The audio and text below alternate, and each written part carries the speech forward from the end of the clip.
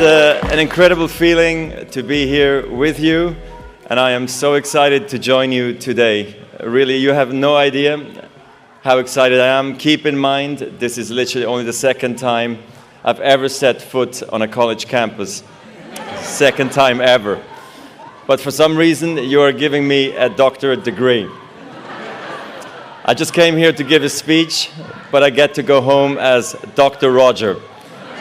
That's a pretty nice bonus. So, Dr. Roger, this has to be my most unexpected victory ever. I'm a little bit outside of my comfort zone today. This is not my usual scene, and these are not my usual clothes. Do you dress like this every day at Dartmouth? The robe is hard to move in. Keep in mind I've worn shorts almost every day for the last 35 years. I'm not a person who gives a lot of speeches like this. Maybe the worst, but an important speech was when I started on the Swiss national team. I was only 17 years old and I was so nervous I couldn't even say more than 4 words. Happy to be here. Well, here we are 25 years later and I still feel a little nervous. But I've got a lot more than 4 words to say to you. Starting with, I'm happy to be here. Happy to be with you here on the green. As you might have heard, grass is my favorite surface. A big green, it must be destiny.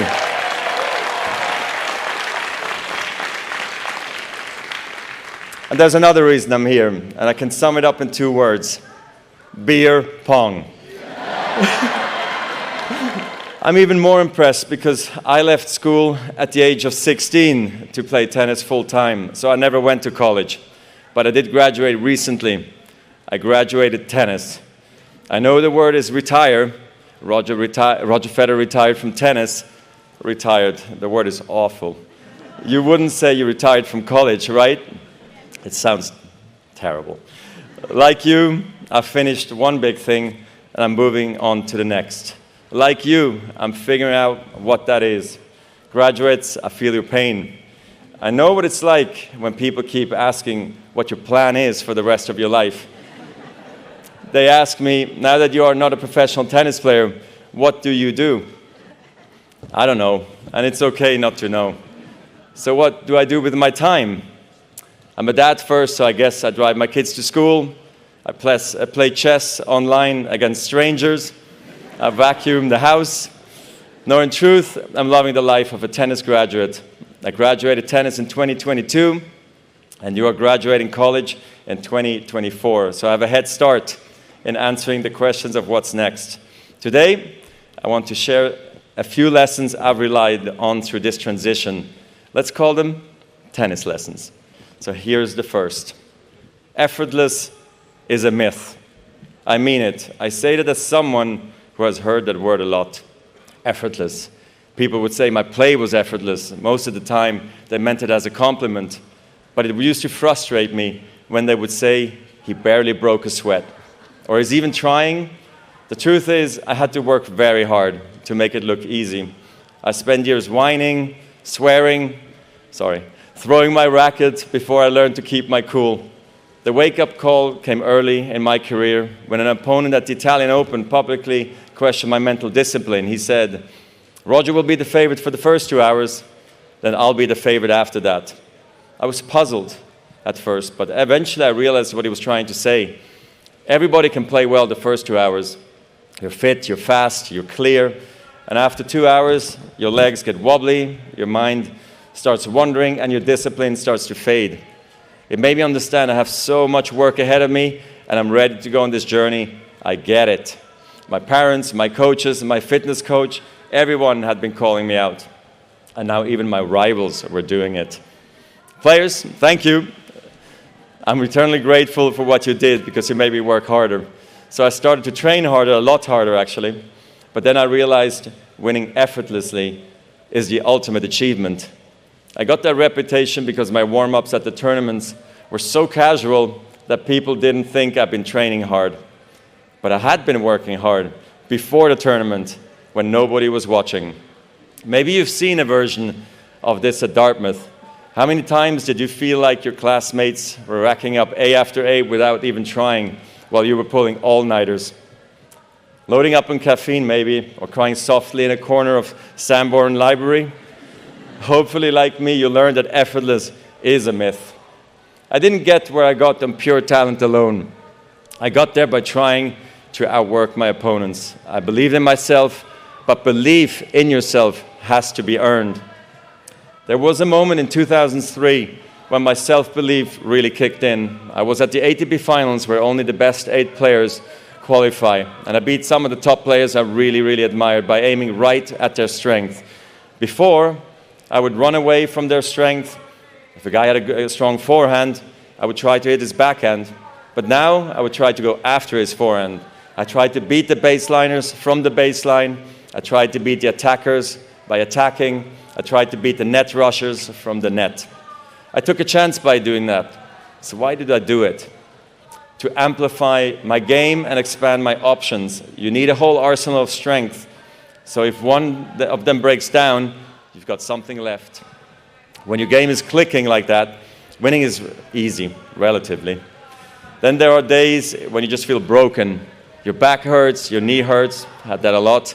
Maybe you're a little sick or scared, but you still find a way to win. And those are the victories we can be most proud of. Because they prove that you can win not just when you're at your best, but especially when you aren't. Yes, talent matters. I'm not going to stand here and tell you it doesn't. But talent has a broad definition. Most of the time, it's not about having a gift. It's about having grit. In tennis, a great forehand with sick racket head speed can be called a talent. But in tennis, like in life, discipline is also a talent, and so is patience. Trusting yourself is a talent. Embracing the process, loving the process is a talent. Managing your life, managing yourself, these can be talents too. Some people are born with them. Everybody has to work at them. From this day forward, some people are going to assume that because you graduated from Dartmouth, it all is going to come easy for you. And you know what? Let them believe that, as long as you don't. Okay, second lesson. It's only a point. Let me explain. You can work harder than you thought possible and still lose. I have, many times. Tennis is brutal. There's no getting around the fact that every tournament ends the same way. One player gets a trophy, every other player gets back on a plane, stares out of the window, and thinks, how the hell did I miss that shot? Imagine if today only one of you got a degree. Congratulations, this year's graduate. Let's give her a hand. The rest of you, the other 1,000 of you, better luck next time. So, you know, I tried not to lose, but I did lose, sometimes big. For me, one of the biggest was the finals at Wimbledon in 2008, me versus Nadal. Some call it the greatest match of all time. Okay, all respect to Rafa, but I think it would have been way better if I had won.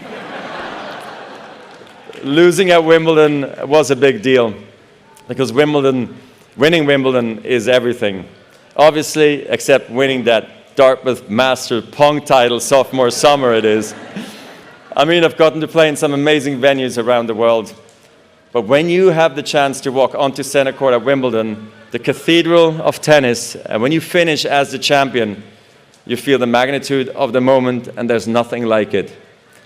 In 2008, I was going for a record 6th consecutive title. I was playing for history. I'm not going to walk you through the match point by point. If we did, we would be here for hours, almost 5 hours to be exact. There were rain delays.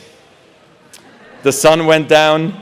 Rafa won 2 sets. I won the next 2 sets in tie breaks. And we found ourselves at 7-all in the 5th. I understand why people focus on the end. The final minute is so dark I could barely see the chalk on the grass. But looking back, I feel like I lost at the very first point of the match. I looked across the net and I saw a guy who just a few weeks earlier crushed me in straight sets at the French Open. And I thought, this guy is maybe hungrier than I am. And he's finally got my number. It took me until the 3rd set before I remembered, hey buddy, you're the 5-time defending champion, and you're on grass, by the way. You know how to do this.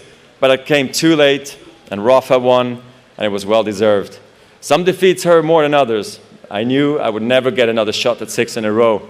I lost Wimbledon, I lost my #1 ranking, and suddenly people said, he had a great run. Is this the changing of the guard? But I knew what I had to do. Keep working and keep competing. In tennis, perfection is impossible. In the 1,526 singles matches I played in my career, I won almost 80% of those matches. Now, I have a question for you. What percentage of points do you think I won in those matches? Only 54%. In other words, even top-ranked tennis players win barely more than half of the points they play. When you lose every second point on average, you learn not to dwell on every shot. You teach yourself to think, okay, I double faulted, it's only a point. Okay, I came to the net and I got passed again, it's only a point.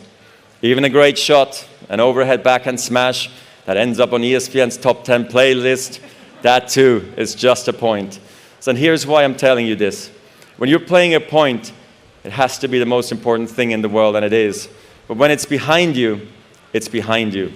This mindset is really crucial because it frees you to fully commit to the next point and the next point after that with intensity, clarity, and focus. The truth is, whatever game you play in life, sometimes you're going to lose. A point, a match, a season, a job. It's a roller coaster with many ups and downs. And it's natural when you're down to doubt yourself and to feel sorry for yourself. And by the way, your opponents have self-doubt too. Don't ever forget that. But negative energy is wasted energy. You want to become a master at overcoming hard moments. That is, to me, the sign of a champion. The best in the world are not the best because they win every point. It's because they know they'll lose again and again and have learned how to deal with it. You accept it, cry it out if you need to, and then force a smile. You move on, be relentless, adapt and grow, work harder, work smarter. Remember, work smarter. Lesson 3. Are you guys still with me? For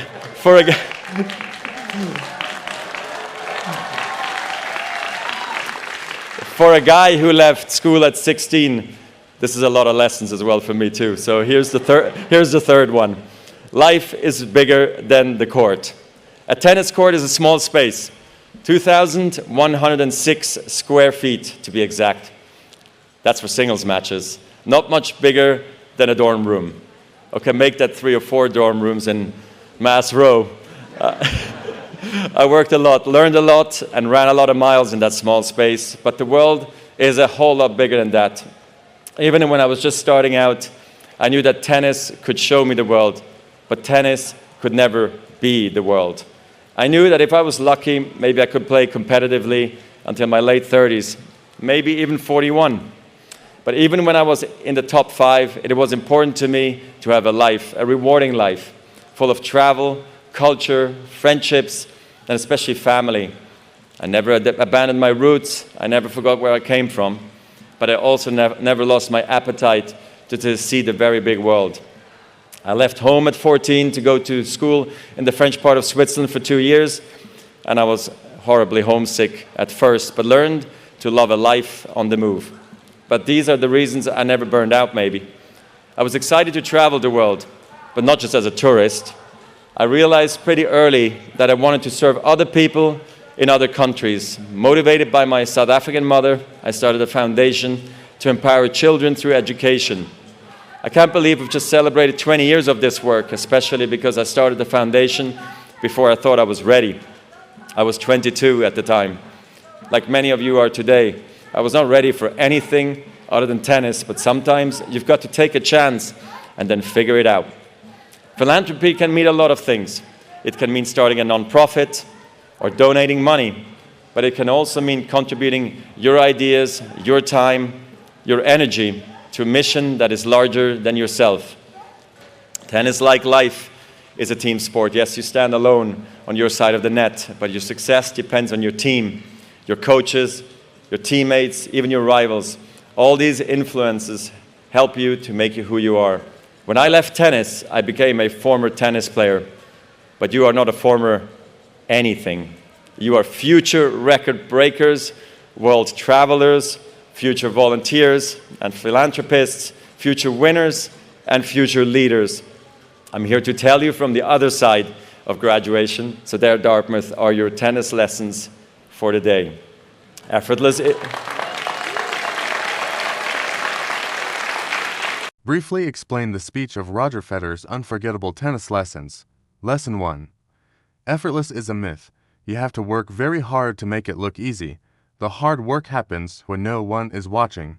You won't get anywhere by pure talent alone. You need to outwork your opponents. Lesson 2. Don't dwell in the past. Move on. Perfection is impossible. Life is a roller coaster with ups and downs. Negative energy is wasted energy. The best in the world are the best not because they win every point, but because they know they'll lose and have learned to deal with it. Lesson 3. Life is bigger than the tennis court. Tennis can show you the world, but it'll never be the world. Sometimes you need to take a chance and figure it out after. Contribute to something larger than yourself. Don't forget to like and subscribe for more inspiring content. Comment how do you feel about Roger Federer's unforgettable tennis lessons in the comment box.